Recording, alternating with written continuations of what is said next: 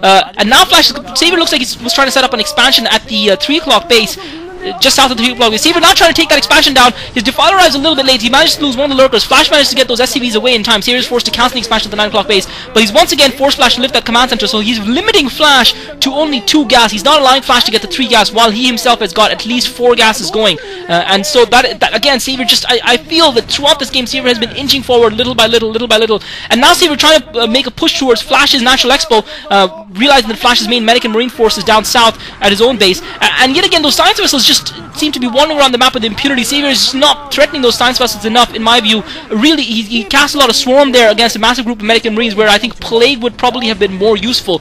Perhaps he just hasn't researched it yet, because I haven't seen Savior cast a single Plague. He does have, and now the Scourges are going to arrive, but he needs to have backup to defend those Scourges. Those science vessels are on their own, so Savior managed to take out 2 of the science vessels. Flash a little bit overconfident. I guess the fact that Savior hasn't been impeccable in the way he's dealt with those science vessels so far caused Flash to be a little bit overconfident and leave those science vessels vulnerable, and Savior catching them at the perfect moment in time in transition between 2 groups of medic and marines.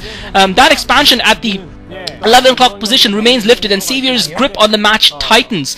His vice-like grip, he's establishing now a vice-like grip on this match, and tightening and strengthening his position, and Flash really is struggling, starting to struggle now. He's unable to affect serious damage on Savior. He has done little to no damage to Savior's economy. It looks like Savior setting up an expansion at the 3 o'clock base yet again. Flash now finally managed to retake his expansion at the 11 o'clock position, and Savior's strategy of simply keeping his opponent under pressure and being severely aggressive to the point of almost leaving his bases undefended is really paying off for him. And this is one of the hallmarks, again, one of the things that I think out of all the great Zerg players, Savior is probably the only one. To a lesser extent, I've seen Jaedong do it, but Savior is the only player I've seen who can defend a base and defend an area or a piece of territory with maybe 2 or 3 units, a handful of units, a single lurker and a defiler or whatever, and he just has the right amount of units to defend. And this time Savior does get the Plague off. He manages to catch 4 or 5 of the science vessels. Now he's sending the Scourges. Those Scourges need to be pulled back, and this is the difference. Savior of old would have pulled those Scourges back. The current Savior not able to. One of the science vessels does get taken down. I think maybe Savior had a hard list there, or what he had. Another Plague goes off, catching all of the marines this time, but crucially not catching the medics. Plague on the medics is almost as important as Plague on the medics and marines. And Flash maneuvering around, circling around to actually try and take those units out. And once again, Savior just defending with a handful of units. That lurker is going to die before it gets taken out. And the marines the science vessels get taken out. Flash loses about 3 more science vessels, and he loses his ground force. Savior this time getting the Scourges right, and Flash just reeling from the attacks of Savior. And now we're seeing one of the fighters emerge in a dominant position. We're seeing one of the fighters, the other fighter, just getting knocked back. His strength is weak. Flash has just taken too many body blows, and he just doesn't have the strength for much more. He's now managed to get the 3rd gas going, but at this stage, Savior has got 5 expansions. So Savior just absolutely, I don't think Savior can lose this match. I just don't think that there's anything Flash can do now. And he hasn't done a lot wrong in this game, short of, I think, not pressuring Savior enough early on. Savior has played the perfect game of StarCraft. This is almost classic Savior's Zerg versus Terran played 3-hatch build, keeping the opponent boxed in with the Mutalisks early on, getting that 3rd expansion out early, getting that 3rd gas, and in the end Savior made that 3rd gas tell. Flash was unable to take it out, and for me the turning point of the match, or the deciding point of the match, was when Flash decided to build that turret foolishly at the 5 o'clock expansion, giving the game away to Savior. Savior once again, this time Savior using a single Mutalisk to try and take those science vessels out. Again, a slightly poor, and this time a lone Hydralisk going out to try and pick up those science vessels. He's picked off another science vessel with that Hydralisk, and again, slightly poor coordination by Savior. The Mutalisks going in before the Zerglings were engaging the Marines. He needed to get the Zerglings in there first, and his timing just mildly off there. And as I said, that's the difference between someone who wins an OSL and someone who gets very far in an OSL. That's the difference between Savior at his peak and Savior not at his peak. So Flash trying to fight back, trying to reduce Savior's expansions, but at this stage Savior is just so far ahead. He's so far ahead in tech, as well as he's got level 2 upgrades. I can't really tell, unfortunately, the resolution on Windows Media Maker, but I think he's got level 2 Corpus and level 3 attack.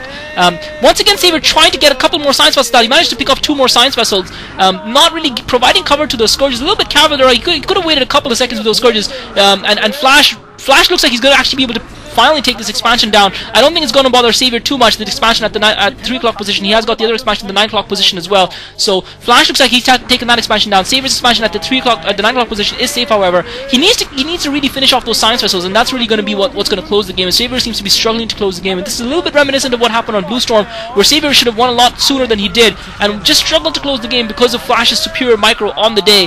That being said, Savior seems to be improving to me game by game in his play of StarCraft. Each game that I've seen him play in this series, he seems to get a little bit better, a little bit sharper. It's almost like match fitness. And I don't know if you guys are football, I mean real football, soccer, not American football fans, but you can see even the best football players, when they're on the pitch, if they haven't been playing actual matches, even though they're fully fit, they just don't have that sharpness about them, and match fitness is what we're talking about. And Savior seems to be gaining match fitness as this game goes on. He's now got as this series goes on, he's now got the Ultralists out, I think in the previous maps, I think we could have made an excuse for Flash that, okay, he probably wouldn't have had a lot of practice on Rush Hour 2.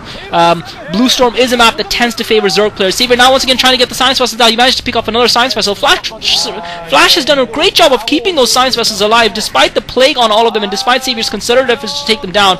And you've got to give Flash a lot of credit. This time he managed to take off another 2 Science Vessels. Flash just doesn't have enough ground units to fight Savior's forces off, as well as protect the Science Vessels, and Savior now pushing forward with those Ultralists, and Flash calls GG. Great game of StarCraft, great play by Savior. Flash played very competently, but I think he just allowed Savior too much impetus. He allowed Savior too much freedom to express himself, and that's the last thing you want if you're playing against a player of Savior's caliber, is to allow him to express himself. So Savior 3-0 up. Who would imagine if this was a best of 5, this game would be over and done with. This would be Savior's victory. Savior would be through to the next round.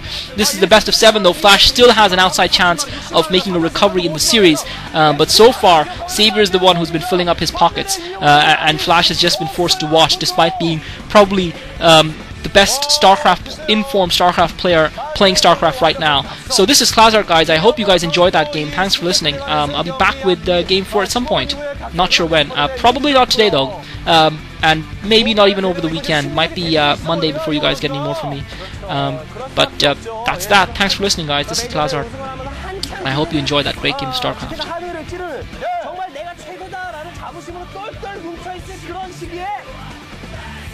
다소 페이스가 좀 떨어져 있다라고, 주춤하고 있다라고 평가받는 마지노 선수에게 지금 0대3 완벽히 예전 마지노로 돌아간 그 마지노에게 완벽히 밀리고 있거든요. 자, 이 폴라로이드를 찍는 팬분도 굉장히 기분이 좋으시고요. 최근에 마지노 선수가 3연승을 했다는 거, 이런 기록이 언제였습니까?